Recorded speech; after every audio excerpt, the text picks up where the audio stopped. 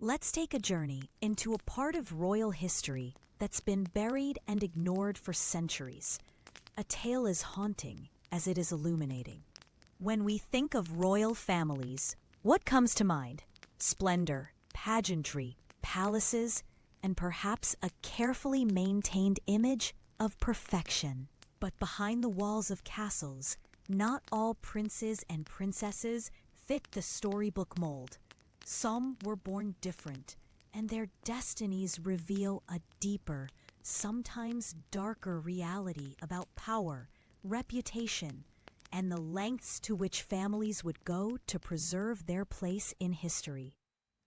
Imagine being born into a world where your every move, every smile, every gesture was scrutinized, not just by your parents, but by an entire nation. For royal children, the weight of expectation was enormous. They were expected to be sharp, strong, and flawless, future kings and queens in the making.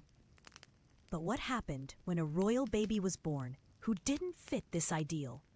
What if a prince struggled to speak, or a princess found it difficult to walk?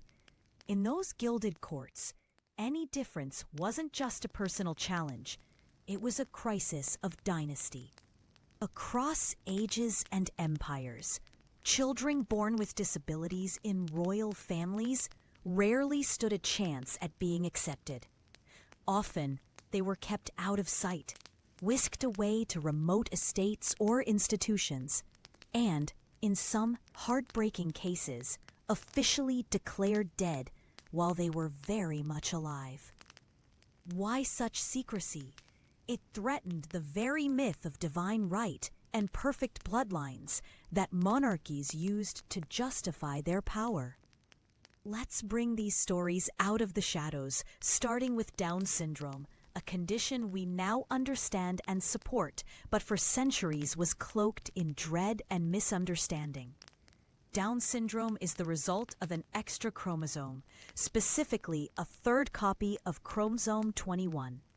While today, people with Down syndrome enrich our communities with their talents and personalities, in the past, they were seen as omens, or worse, evidence of weak or tainted hereditary lines. For illustration, let's step into the recent past and meet Nerissa and Catherine Bowes-Lyon. These sisters, born in 1919 and 1926, were close relatives of Queen Elizabeth II. If you looked at the official royal records for decades, you'd think they died young.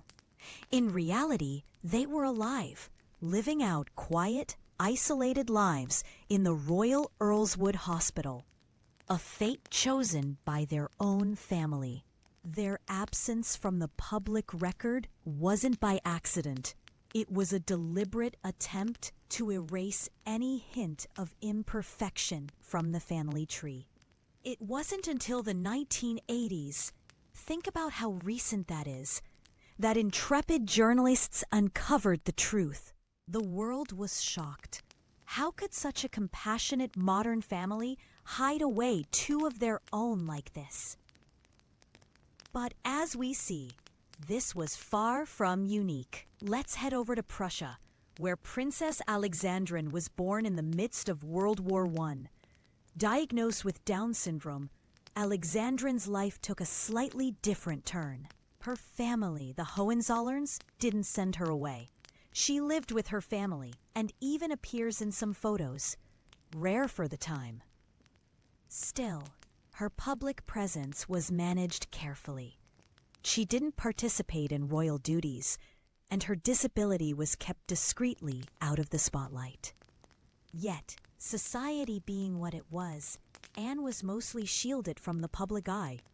After her untimely death, her mother established a foundation in her name, helping children with disabilities, a rare glimmer of progress in an otherwise bleak landscape.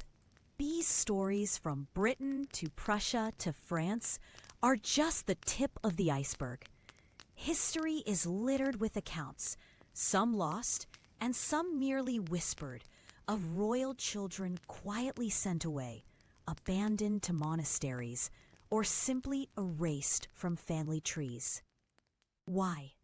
The fear of public scrutiny, the threat to dynastic succession, and a societal obsession with flawlessness. Some historians even believe the most vulnerable infants might not have survived infancy, not because of their conditions, but due to orchestrated neglect and utter secrecy. But here's something worth pausing on. The relentless pursuit of perfect royal image didn't protect a family. It condemned countless children to lives of loneliness and anonymity. Think about that the next time you see a royal wedding or a coronation filled with pomp and circumstance. Behind the grandeur, how many stories have gone untold? Fast forward to today, and the transformation is astonishing. People with Down syndrome now attend school, find meaningful careers, form deep relationships, and participate in every part of modern life. They act, they teach, they compete, they inspire. Instead of being hidden away, their contributions are celebrated. But why does this matter now? Because remembering these hidden lives is not just about honoring their memory. It's a vital reminder that our progress is fragile. Discrimination, stigma, and the urge to hide what is different never truly vanish. It's a lesson in compassion over reputation, in embracing humanity over crafting myths. So as we reflect on the lives of Nerissa and Catherine, Alexandrine, Anne de Gaulle, and all the others whose names we don't know, we're not just looking back at royal history. We're learning how far we've come and how much further we need to go. By sharing these stories, we do more than set the record straight. We return dignity to those who were denied it. We break the silence. We light up the darkness that kept so many hidden. Let's make sure that no child, royal or not, ever has to be a secret again. If these stories spoke to you, don't forget to show some love. Hit that like button and subscribe for more deep dives like this one. And here's a question for you. Why do you think image has mattered so much to royal families, even at such a high human cost? Drop your thoughts in the comments below. I'd love to hear your perspective. Because in the end, the most powerful legacy we can leave is a world where every child is seen, valued, and remembered, not for their perfection, but for their humanity.